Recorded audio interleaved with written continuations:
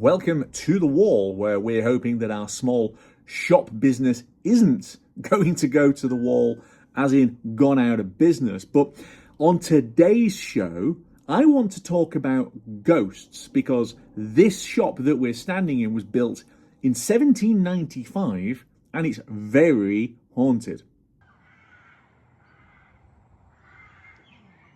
So what I'm going to do now is take you back in time a couple of weeks to this whole section of video that I recorded in here with Sonia talking about the ghosts, and then I'm going to take you on a little tour. Oh, and then of course, the other interesting bit that you're all going to want to know about, it's haunted.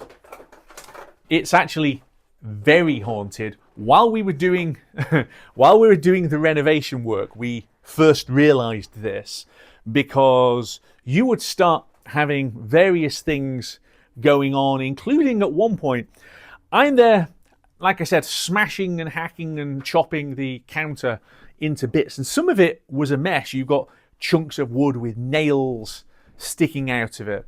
And I came in one morning, and basically, instead of it being in a nice neat pile, one of these had been put right in the doorway to be trodden on, which isn't great. And then, Sonia, what else have we seen and heard and whatever in here from a ghostie's perspective? Well, I have been upstairs alone in the house.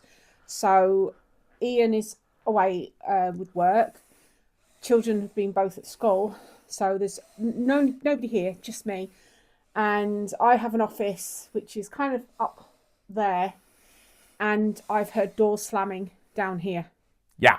I also keep finding random screws on the floor that I have no idea where they've come from. Yeah, there's a few of them. I've heard children's laughter when, again, the kids are either locked away in the rooms, not literally locked, but you know what I mean, they're teenagers. Literally locked. Or they've been at school and I've heard kids laughing. I remember waking up one night hearing somebody shouting Jimmy in a very strong Scottish accent. Inside the room. Inside the room. And it wasn't me, because I was away. And I've seen strange shadows, including a cat-shaped shadow that quite a few people have seen, including my next door neighbour. Well, hang on. Before we get onto that, right, look, what we were talking about was just the fact that in here you get noises, doors banging. Yeah. The doors bang. I sat in the office and I'm the only one in the building. So Sonia was out working somewhere else and both of the kids were at school. I have got footsteps going. Basically, there's a corridor up there. Footsteps, literally, you can hear it through the floor. Footsteps going through the corridor. Sonia mentioned that, she said doors banging. So sometimes that door, because when you're inside the house, you can actually tell which one it is. I've sat inside my office, again, the only person in the building, and there's doors being slammed in the back. And I do mean slammed, right? Not just a sort of a gentle thing. And no, it's not the wind, and no, it's not other things. But yes, Sonia, you mentioned about the cat. Yes. So the cat, right, we have got, there's definitely a poltergeist. So we mentioned about like screws being dropped on my wood with the nails and whatever else, right? We have got, there's a cat, a ghost cat that we all call Misty, okay?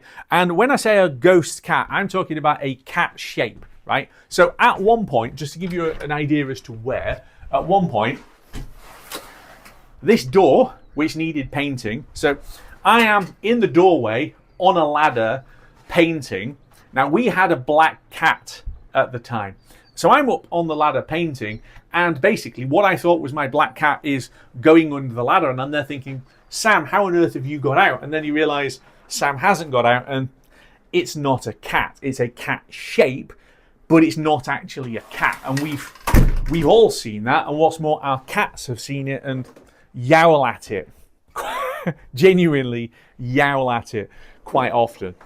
There's the little girl, a disembodied. We haven't seen a little girl, but we have seen a little girl, a giggle, and also sometimes calling for its mum.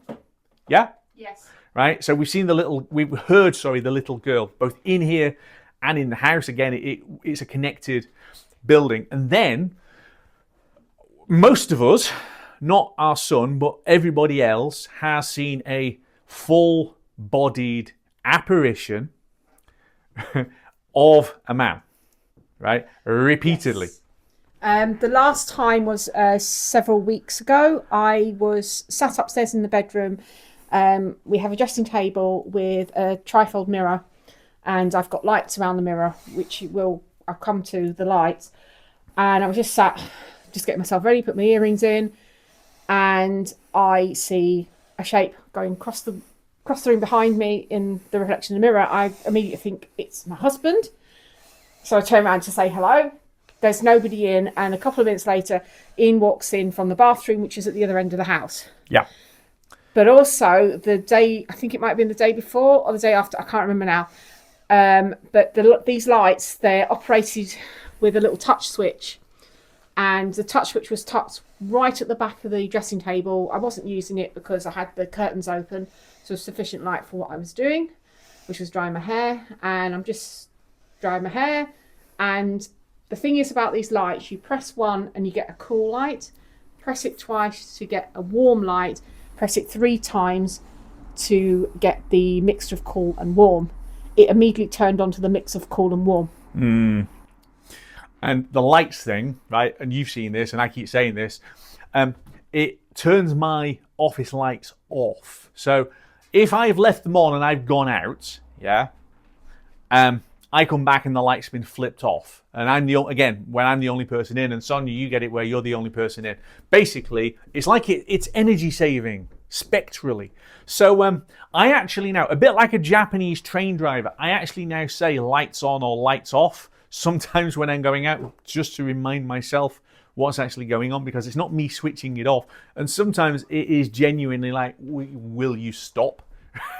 So I hope you found that slightly interesting, but I haven't finished yet. So I am in the little kitchen area behind the shop, and note the big metal railings back from when this was a bank, including whichever genius it was who decided to fit this kind of window, which you can't actually open because of the fact that there's metal railings. But this is the start of ghostly badness inside the former bank. So we have had more objects found on the floor here, okay? As well as the spiky one that I showed you that was in the bank. We've had stuff dropped here, but the place that I'm going to take you is the really horrible bit, which is the upstairs storeroom. And this is the only part of the bank which is actually upstairs, okay? And the best way that I can describe the upstairs storeroom, which has got all of our millibricks stock in it, is oppressive. Now, okay, it's not a particularly well ventilated room, okay? The window doesn't open. We will get the window sashes replaced so that it does open in what will be the final phase of the building renovation that we're going to do. But this room is mostly sealed and dry, okay? We've definitely had a bit of a rain in on the wall over there, but that's been fixed long ago. But we have brought people up here when we've taken them on a tour of the building, and a couple of people really haven't wanted to go in here at all, or have come up and been like, no, need to get out. There is I don't want to describe it as a presence, but I am going to describe it as a presence. There is a presence of something in this room. And we know that a bank employee in the Victorian era died here at work, because we have tracked down the gravestone which describes that Mr. Jim Shives was killed at work here. I don't know whether it was in this actual room, but there is something here, and we've seen him in the house. We have seen him.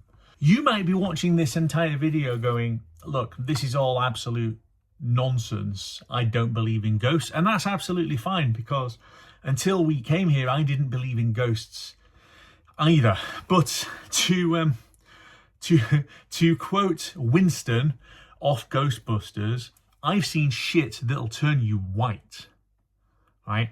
Genuinely, I didn't believe in ghosts until I started seeing ghosts. And no, I wasn't drunk, I wasn't mad, I wasn't on drugs. It's just happening and it's real. So, yeah, this room, really, this corner where we've got a whole load of junk thrown down, right? I did bring somebody in who was a wee bit more sensitive to this kind of thing than I am. And they didn't like the corner of the room at all. Okay, very specifically, the corner. And I don't know. I don't have the answers why, other than it's not particularly nice up here. So I'm not going to stay here.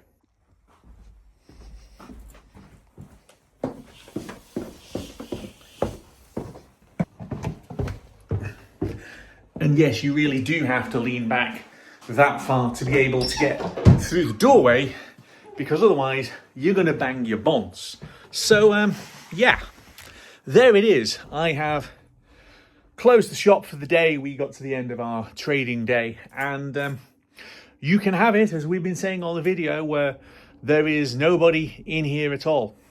Literally, it's locked up. It's not just locked up, but we have got cameras, okay, which are turned on when we're not in here.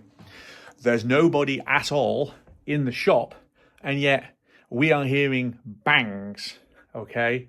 We are hearing doors being slammed, and I can tell you exactly what the noise is. It's like one of these doors being like that, yeah, only louder.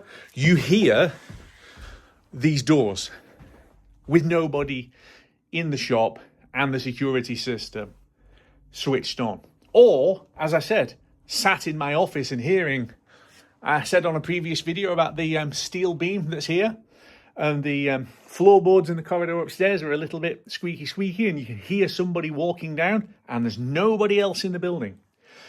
It's a bit spooky, and it certainly can feel that way. So, anyway, I hope you found this little ghost explore interesting. It's not your usual kind of business video, but quite frankly, this isn't a usual kind of business. So if you've been enjoying our videos, then please hit the subscribe button and the bell notification thing, so you know when we try and drop some more. We'll try and do at least one a week, and I'm going to do some reels and things like that. So yeah, keep an eye out for us. Hopefully our business doesn't go to the wall.